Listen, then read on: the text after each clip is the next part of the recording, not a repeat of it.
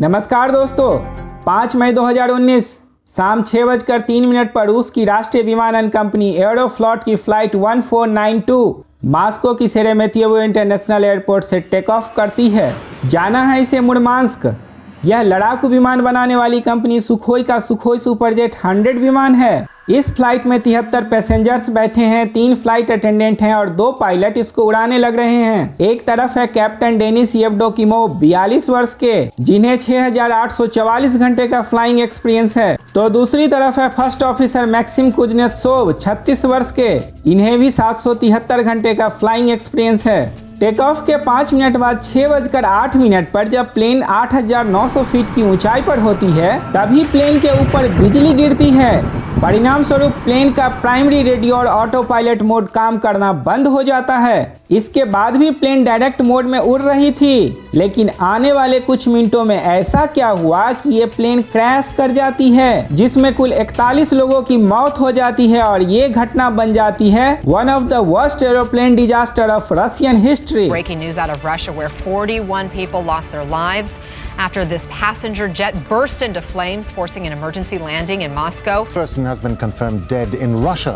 after an airliner made an emergency landing in flames. A horrifying situation. Take a look. In just the last hour, we've learned 41 people are dead after this Russian plane catches on fire during an emergency landing. These 41 people have been killed after a Russian plane caught fire and made an emergency landing at a Moscow airport.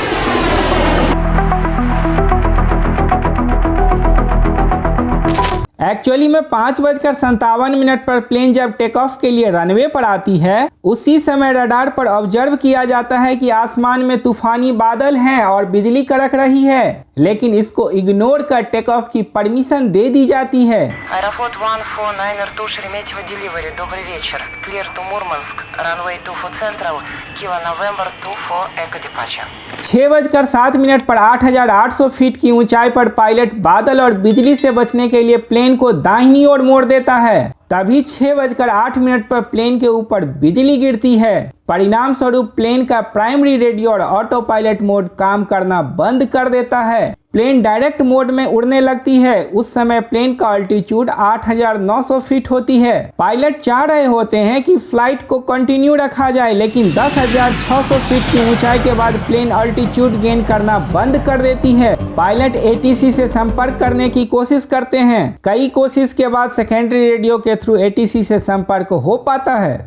इस समय तक pilot emergency declare नहीं करते हैं। ATC को सिर्फ इतना बताते हैं कि प्राइमरी रेडियो और ऑटो पायलट मोड फेल्योर हुआ है। It's not an emergency, but we are going back. Airflot 1492, do you need assistance upon landing?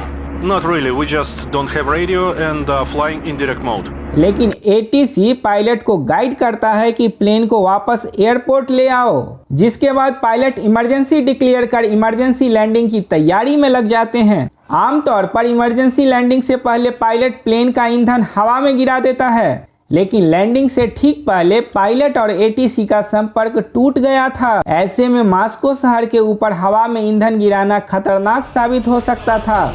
इसलिए मजबूरी में पायलट को ईंधन से भरी प्लेन के साथ इमरजेंसी लैंडिंग करनी पड़ती है। 6:30 पर 293 किलोमीटर पर आवर की स्पीड से प्लेन जैसे ही रनवे को टच करती है, प्लेन 6 फीट ऊपर उछलकर दोबारा से रनवे को टच करती है। दूसरी बार जब यह रनवे पर गिरा तो इसका आगे का लैंडिंग गियर टूट गया, ईंधन का रिसाव होने लगा और तभी रनवे पर उठे चिंगारी की वजह से विमान में आग लग गई। जिस वक्त आग लगी उसी वक्त प्लेन के अंदर से एक यात्री ने वीडियो बनाया, जिसे आप देख सकते हैं।